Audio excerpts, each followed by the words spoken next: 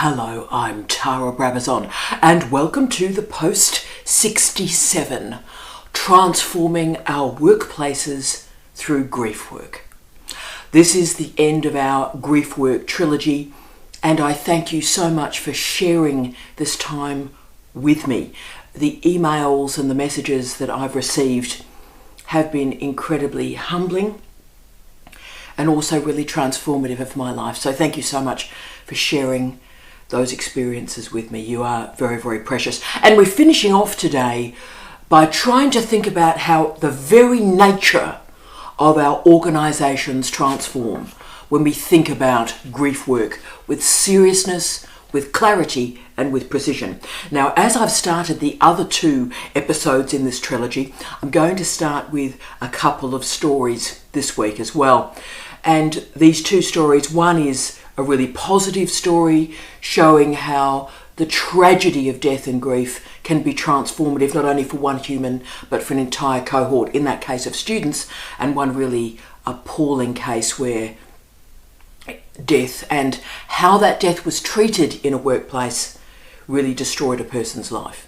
Okay, so the first story is from a truly great friend of mine who is a worker in the Australian university system. She and her wonderful husband had incredible difficulties in conceiving a child and suffered miscarriage after miscarriage after miscarriage, and then this incredible great blessing, carrying a baby to term, only to then have a stillborn baby at the end.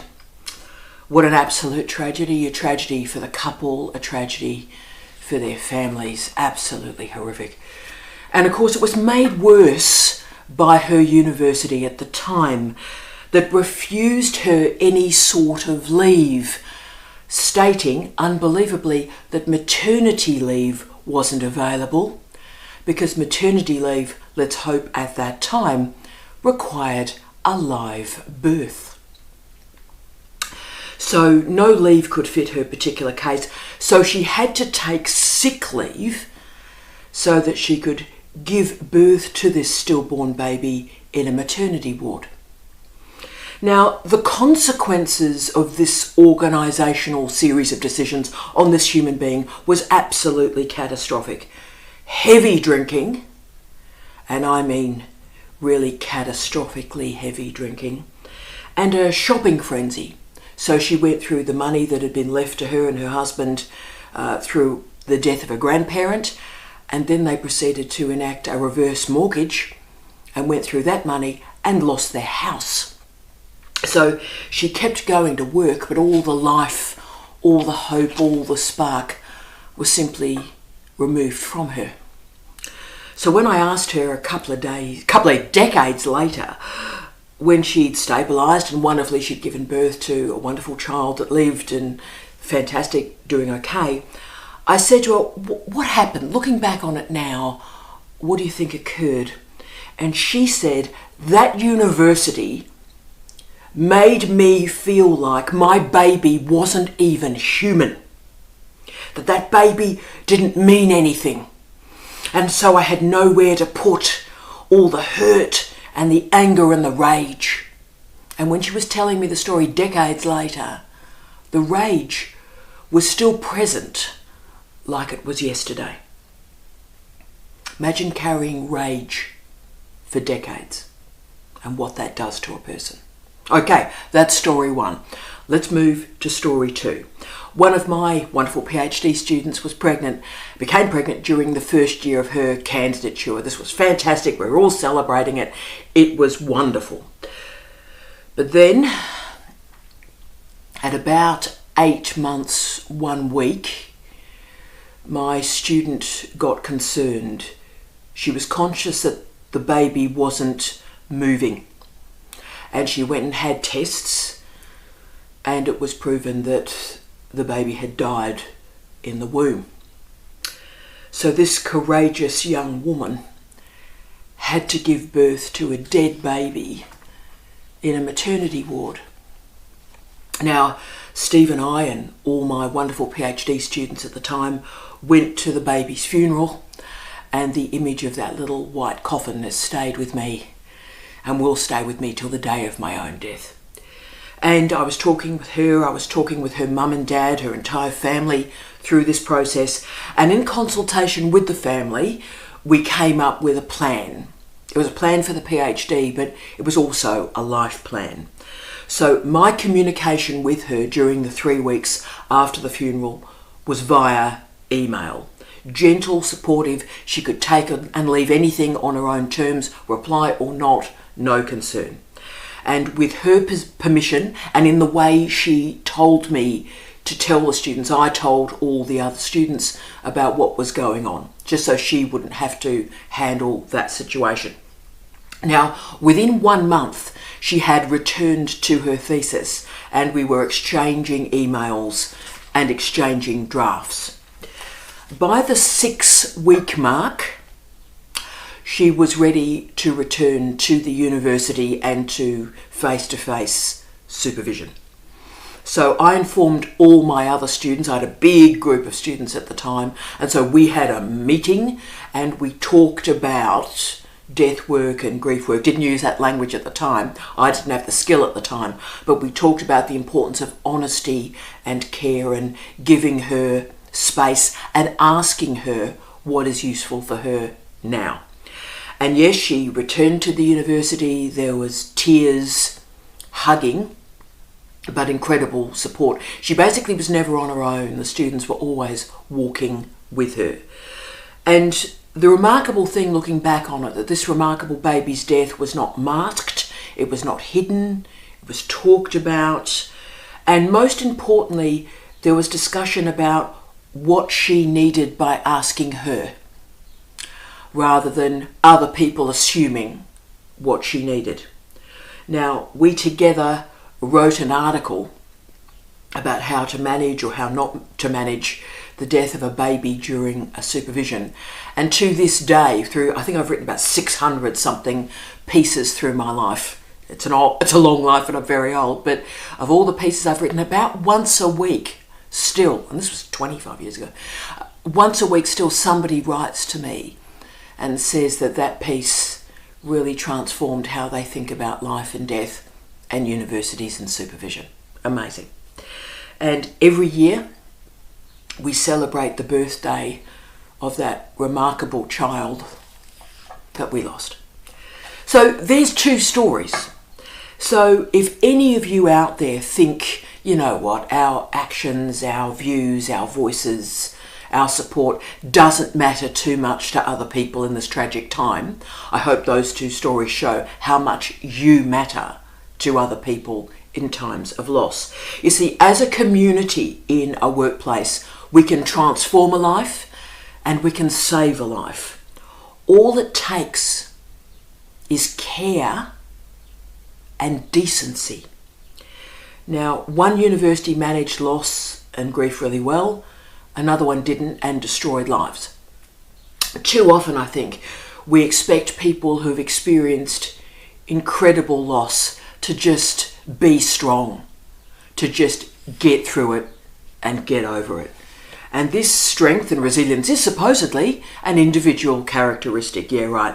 Now, this is obviously nonsense. And the legendary David Chandler, we are not worthy, the legendary David Chandler revolutionised the research on resilience. And this was so important because the research on resilience was actually hurting people. And his intervention showed we can do much better with the research and theorisation of resilience and think about it in terms of a workplace. So Chandler showed that there are in fact 3 different frameworks for resilience. The first framework is commonsensical, and it's the one most frequently used in self-help. So it's the maintenance of the status quo. So resilience as bouncing back. The homeostatic approach, it's often called, so maintaining equilibrium. It's also about using the vocabularies that exist in engineering and psychology that can refer to re-establishing equilibrium after a disaster, for example. So social work theories, also employed this type of methodology. So in terms of grief work, basically an individual has suffered and an individual has to recover and return to work, and the organisation does not change. Okay, but there is another framework that's called the autopoietic framework. This is where bouncing back is not the goal. The goal is bouncing forward. Yeah, right. So the goal is growth. The goal is development.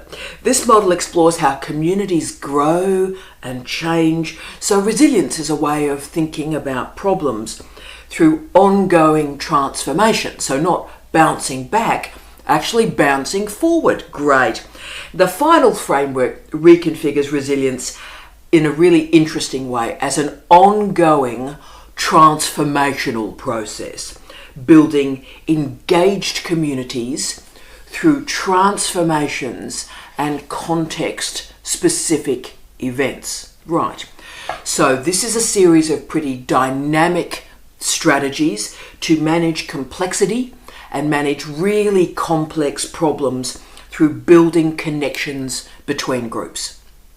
Okay, so as you can see, this self-help definition of bounce back ability has really been transcended by really, really good research. So this model is important for citizens, for students, for workers who are managing or not managing grief. We're dealing with now engaged communities, engaging communities, and dynamic strategies. Resilience is a concept that's also now really relevant to regional developments and also international politics as much as, say, psychology or social work. If we're thinking about sustainable development, if we're thinking about climate change, then these sorts of models of resilience are important. It also has a pretty complex role in education and educational policy. In the UK in particular, in the last 15 years, there's been this bizarre movement to teach resilience in schools. Now that might supposedly seem a good idea. And the approach though is quite bizarre. You see, we're not teaching kids now about social mobility because social mobility is no longer possible through education. So when social mobility is now failing, so why are we educating young people if they're not able to engage social mobility? That's a really interesting question, by the way. But so why are we teaching them? And of course, we teach them resilience now so that they're able to bounce back into the class structure of their parents. Okay, so as you can see, resilience can be used as a band-aid to mask very serious problems with social mobility. We can also see the problems in our university through these diverse models of resilience. In doctoral education to this day, an individual is blamed. So if an individual doesn't finish a PhD, that's on them. It's not on the system, it's not on the university. So resilience is a way to blame the student for not being good enough, for not being strong enough, notwithstanding the pressures, notwithstanding the environment. It is also the same with a worker in our universities managing grief. They just have to be strong. They just have to get on with it. And also not only get on with it, but they've got to not inconvenience other people. Wow. So I'm really interested in deploying the model from David Chandler, where resilience is about systematic processes and interaction and events rather than individuals and their capacity to manage change. Therefore, let's look at how our university system as a workplace can become more resilient. We need to do something. We clearly can't keep going on like this because the international research shows that PhD students are simply not managing. The report about mental health concerns is going through the roof, okay? And the burnout and the quiet quitting of academic and professional staff in our universities is now catastrophic. So we're never going to know if the reporting of the mental health concerns at the moment, if that's new, or the problem has always existed and we simply didn't measure it or research it in the past. We'll never actually know. But we need to recognise that universities were designed for young, single, white men. So how can we render this system, this workplace, more resilient, noting the incredible diversity of human beings now within it? So while we focus on individual resilience, we're actually letting our systems, our structures, and our institutions off the hook here. So I really like these new conceptualizations of resilience because they're able to manage the complexity of our organisations. And I also like the diverse disciplines that we're dealing with. So it comes from theoretical physics, it comes from continental philosophy, it comes from sociology, it has some good engagement with economics. So what we're doing here is really challenging modernist ontologies and the separation of the subject and the object. And we're becoming very comfortable with unknowability, becoming comfortable with the notion that epistemology exists and epistemological limits exist, but the unknowability beyond those limits is really important. So what we're dealing with are really open systems, no cause, no effect. It's really easy to blame an individual for their lack of willpower, for their lack of resilience, but it's much harder, but I would argue much more productive in the long term to look at systems and assess their resilience.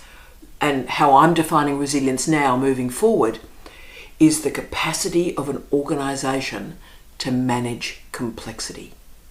Okay, so as we've discussed through this grief work series, every single one of us is going to confront death, grief and life in our work. But every single university assumes that a grieving individual will have to toughen up, princess, and just get through it. Now, we have a greater diversity of PhD students than at any point in history. We have a greater diversity of workers in our university than at any point in higher education history. So the notion that all of us are managing the same problems and fears and hopes in the same way, and some are just sort of blessed to manage adversity and get beyond it. I mean, this stuff is just irrational and ridiculous. So if someone's suffering, they don't lack resilience. They lack systems and structures that provide support around them. Full stop. Now, the remarkable Julia Samuel, stated, quote, "Society approves of the bereaved person if they're brave and getting on with things, and they disapprove if they withdraw and they fail to cope. As a society, we need to learn to support a healthy grieving and to help people understand that everyone progresses at their own pace." End of quote. So I want to finish off our series with just 5 simple mantras for your consideration. I want to apply David Chandler's modelling of organisational resilience to enable all of us to be that person and all of us to be those people that support and care for humans and improve the calibre and the texture of our organisational culture through grief work. Let's do this. 5 quick mantras. First one. 1. Summon a listening culture. Look, it's a bit of a nightmare at the moment. I know exactly how you're feeling. Social media at the moment, we've had a bit of a bad year, I think, and it's become just this talking culture. Endless validation of me, incredibly selfish. And also the selfishness, has also been intensified by corporatisation. So if someone is being nice to you, it's because they're trying to sell you something, right? It was never meant to be this. So in such a time, one response to this talking culture is for all of us to just sort of start talking and talk about how terrific we are. Look at me, look at me, look at me. And actually, what's needed when people are hurting is quiet, is silence, is a listening culture. Stop, breathe, be quiet, and listen to what other human beings are telling us. This may be feedback, this may be feed forward, but it might also be sharing profound vulnerability. Now, as I've got older, I've realised really the only gift that one human being can give another is to stop, really stop. Stop all the busyness, shut the hell up, and just listen. Now, death doulas call this holding the space. Now, I know this is antithetical to a lot of our workplace culture. Can I say it's also antithetical to a lot of medical and medical science? Because, of course, death has no cure. Excuse me, I have a cough for a second. Excuse me, as you can see, the cold continues. But colleagues, death has no cure. And Sally Tinsdale has asked that we, quote, do not turn away, end of quote. And we sit with someone asking that key question, who am I now? And we sit with them while they answer that.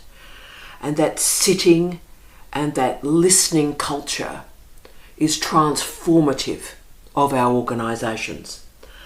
The philosopher Daniel Dennett described death, as we talked about last week, as, quote, narrative gravity, end of quote. That's changed my life, by the way. I just wander around in life now going, narrative gravity, narrative gravity.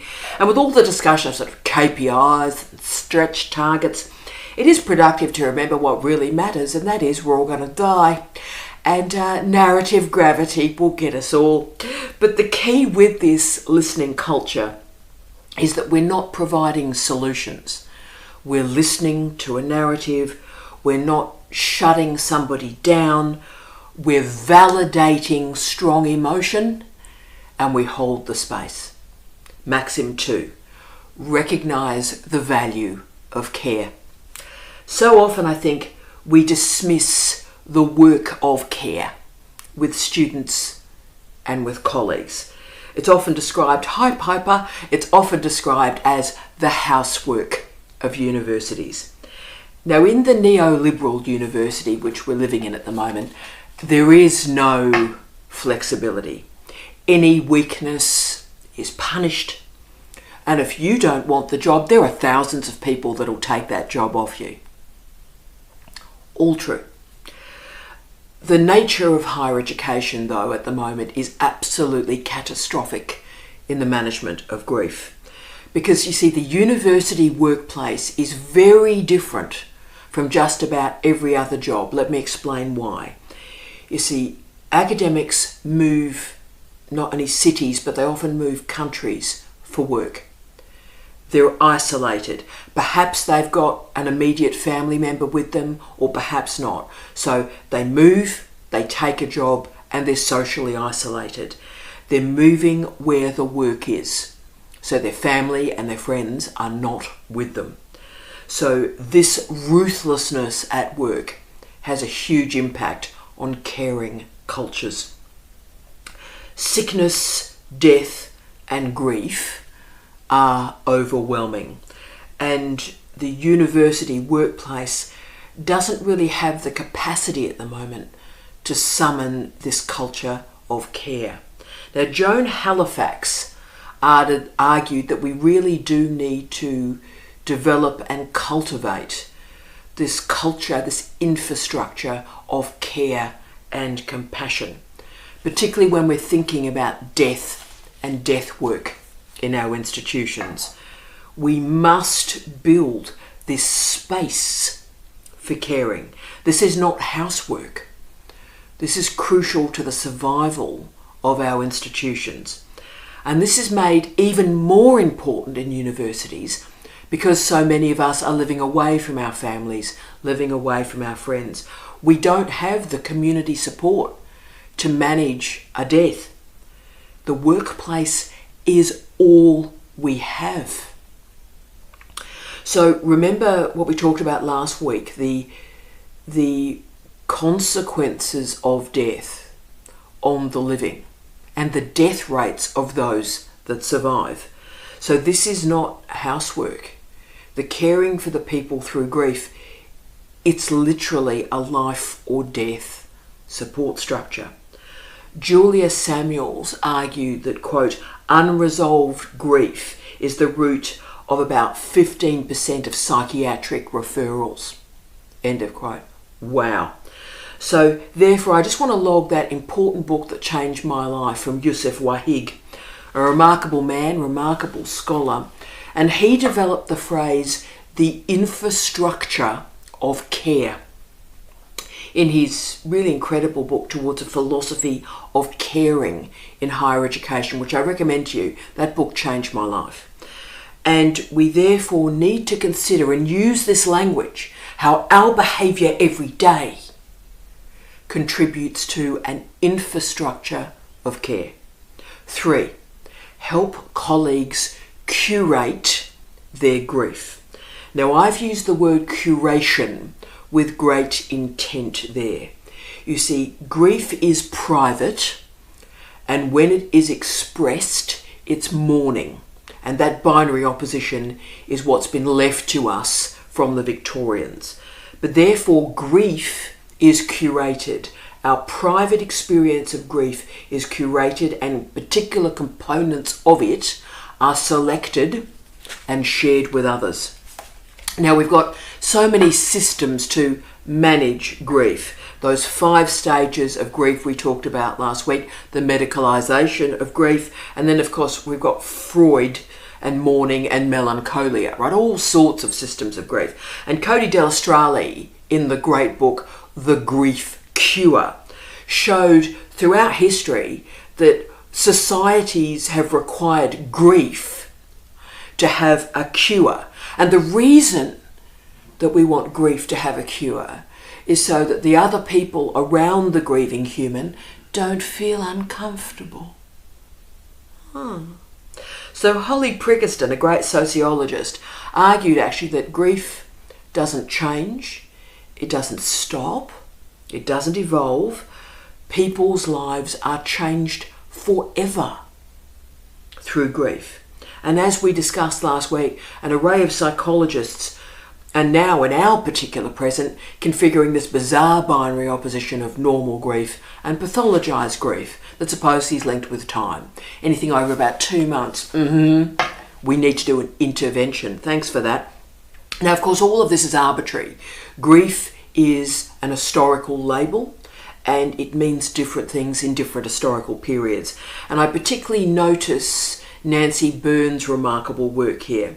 She argued that, quote, through our lifetimes, we have witnessed the disappearance of the normalisation of grief, end of quote. So our role in the contemporary university, but also the contemporary workplace more generally, is to normalise grief and to allow it to be curated and organised, to be valued and respected rather than managed.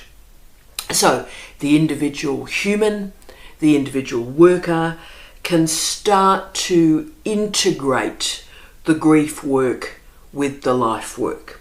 Now, compartmentalisation, as we've talked through this series, is a solid technique, particularly in the early days, but the goal has got to be integrating the grief work with the life work. That's a long-term strategy though, and the workplace is required to enable it. So we as co-workers, we as colleagues can respect and enable the curation of that grief, to enable the integration of the private and the public life. Now, we can all do that by all of us parking our assumptions about what is normal grief. You see, grief is of the body, it is corporeal. The crying, the silence, the exhaustion, the challenges with sleeping. This is a physical matter, okay? And we need to, firstly, respect the body in and through grief. And then we can start to assist the curation of the integration of mind and body, life work, grief work, and death work. And we need to remember closure doesn't exist. Don't look for closure. Closure doesn't exist. When a person dies, that grief changes that human being forever. Forever. So we as citizens, therefore, our role is to provide a context for that curation. 4, build an anti-bullying and anti-exploitation culture. This one means a lot to me, team.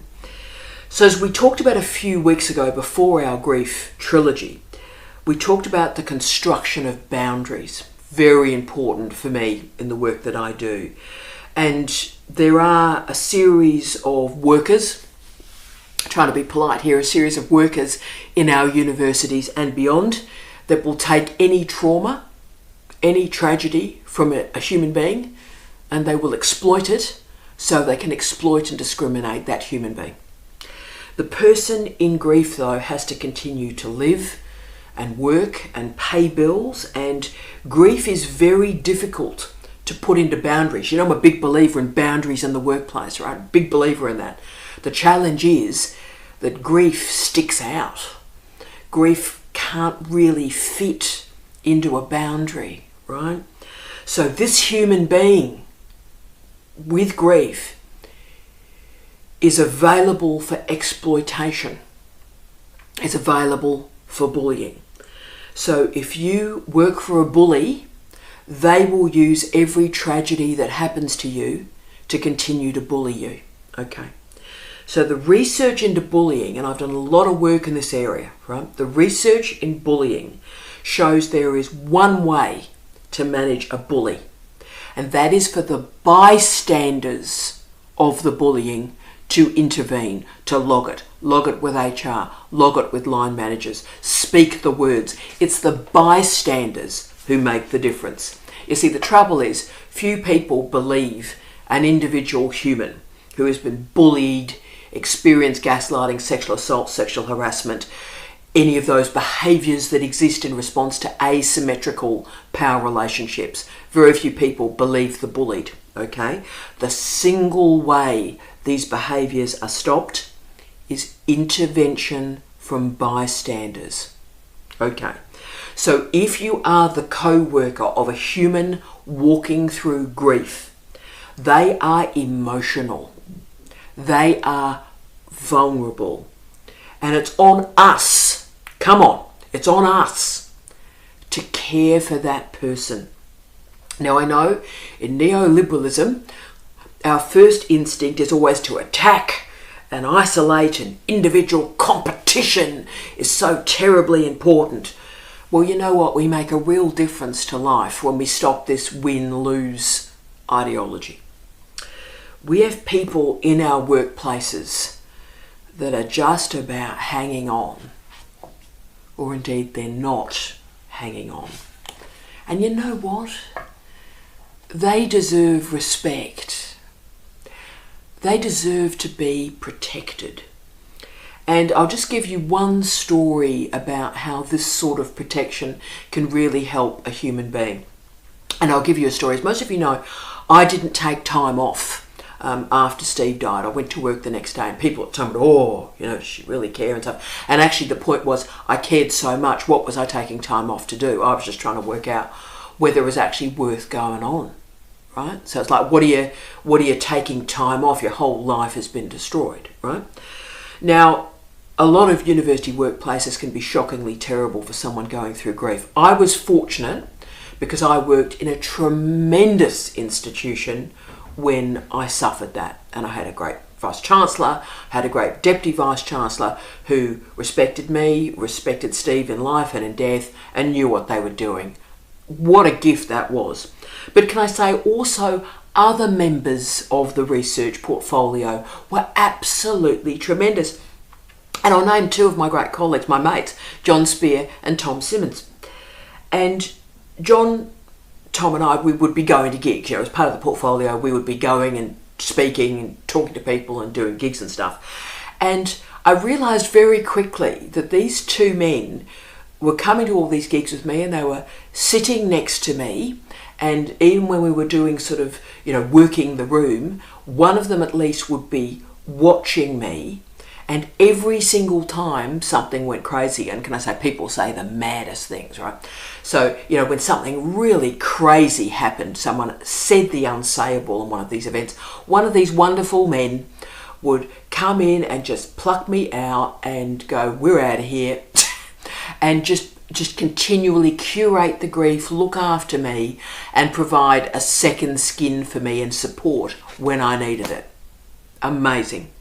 You see, what happens, team, is when someone is grieving, there's a loss of trust and there's a complete loss of safety. Julia Manal and Maggie Juan argued very strongly, I think, that it's the loss of safety that's so profound in the grief work. You got nothing. You got nothing.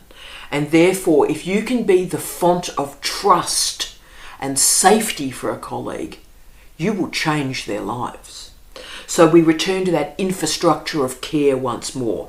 Your participation in holding the workplace boundaries for your colleague will block bullying, block exploitation until they're able to patrol their own boundaries once more. And 5, collaborate with meaningfulness. So I wanted to finish this post in this trilogy with a discussion of meaning and meaningfulness. You see, grief and loss is often described as a crisis of meaning. And if you think about it, after someone dies, you ask incredibly difficult questions. Do I stay in this house or do I leave? Do I stay in this job or do I leave? Do I stay alive or do I end it? These are the questions. Big issues, big fears. Now, as a colleague, as a co-worker, our goal is to create a framework of safety for these choices, to provide the space to talk through all these options. But mostly, I think, what we're trying to do is slow down the clock for our colleague walking through grief. We're trying to give them the time they need to do the death work, the grief work, and the life work. We're trying to give them the time to broaden out that context around grief. So our task, therefore, is to frame and reframe meaning and meaningfulness. Micro moments, just summon these micro moments of pleasure. Sharing a cup of coffee. A great result from a student. Gee, that was a good paragraph. Really good stuff there. Really well done. That was excellent. Logging a writing achievement, chairing a good meeting. Gee, you chaired that well. Great. That comment you offered in that meeting, fantastic. Wow. You see, that sort of feedback is so crucial because after a death, everything becomes more difficult. So being attentive to these micro moments, acknowledging the meaningfulness is so important, because what happens is grief sucks the meaning out of life. And if you can just put a lens or a spotlight on something that's happening in a life, you see, you're offering a reshaping, a recontouring of somebody's life when they've got nothing. You see, when death happens, your life is just flat. It's flat. So if you can provide that little bit of insight, that little spark, you're recontouring life for that human being. So be the mirror for your colleagues when they haven't got a mirror. Share some highs, share some lows. And that will start to give them the shape to their working life. Now, I know, team, and you share it with me every day, we are in really ruthless times. Often I can't believe the ruthlessness and the callousness of our era. There's just a bunch of people that are walking around our universities with a really narrow definition of success as a finite resource, and they're assuming if you have success, then I'm going to take that success off you, right? So success is finite and you either win or you lose. This is rubbish, right? This is rubbish. Academic life is a privilege. It is a privilege to read, to write, and to think. And all those people that crawl over broken bodies to be promoted and be successful, you know what? They're going to end up in the same place as the rest of us. They're going to end up dead. They're going to have Daniel Dennett's narrative gravity. So let's all make a decision, colleagues, from today, from right now. Let's do this together to acknowledge grief and death and loss in our workplaces, express empathy for that loss, and state overtly, and this will change people's lives, it's okay not to be okay. It's okay not to be okay. And if you're a line manager, of somebody moving through grief, be really clear for me about the work that is required. Obviously, they are paid to do work and they must do that work. But be very clear what tasks are required. What are the timelines? Be specific. What work is required? That clarity is the gift that you can give a grieving colleague. Do not say, my door is always open. Do not say, whatever you need, let me know. Ridiculous phrases. And those phrases make everything worse. I'll tell you why. Because somebody in grief work can't express what they need. You're actually putting pressure on them. Increased pressure to tell you what they need. What we need to do is stand with a human being. Listen to a human being. And most importantly, we need to protect a human being. Give them a second skin. Put a boundary of care around them while they're redeveloping their own. This is not about bereavement leave. This is not about a funeral. This is a lot more than even helping a colleague manage a bad day. This is about constructing an infrastructure of care and a communication system that works for them. So Amy Wright Glenn described this as, quote, being compassionately open, end of quote. Don't just say and summon a space. Sit in that space with your colleague. We are all, to quote the legendary Jeffrey Bishop, quote, an anticipatory corpse in our long dance with death, end of quote. So the gift we can give a colleague is the gift of presence. This is the final point I want to make for us in our grief work trilogy. We need a robust university that leaves spaces for grief work. I want a culture, and I've been arguing this for 20 years now, I want a culture in our university that operates like those sort of kiosks that we see in airports. You know those charging stations? The best airports in the world have these charging stations that are free, and wherever you're travelling in the world, wherever you've come from, wherever you're going to, you can sort of stop in this charging station and plug in stuff. Great. It's free, it's generous, it's international, it's a space of repair and recharge, no desperation. So I want a culture where all of us can walk past these recharging stations, these little pockets of life, and without any judgment, stop and enact public mourning as required, private grief as required. So what happens is our workplaces, our universities become robust, but also compassionate, leaving spaces of learning in the weave of our life. We need to not only increase our tolerance of grief and grief work, we need to increase our understanding of it. You see, life ends. Death happens. And I've always argued that we are judged as humans. We are judged as universities and workplaces and citizens by how we treat people during their worst day. How do we treat a student clinging to the life raft of their PhD? How do we care for a human being who wakes up in the morning and would prefer to be dead? How do we treat that human? Let's make our universities, let's make our workplaces like those recharging stations at airports. All sorts of different connections are available. Medication if you need it, counselling if you need it, privacy, support groups, or just a chat over a cup of coffee.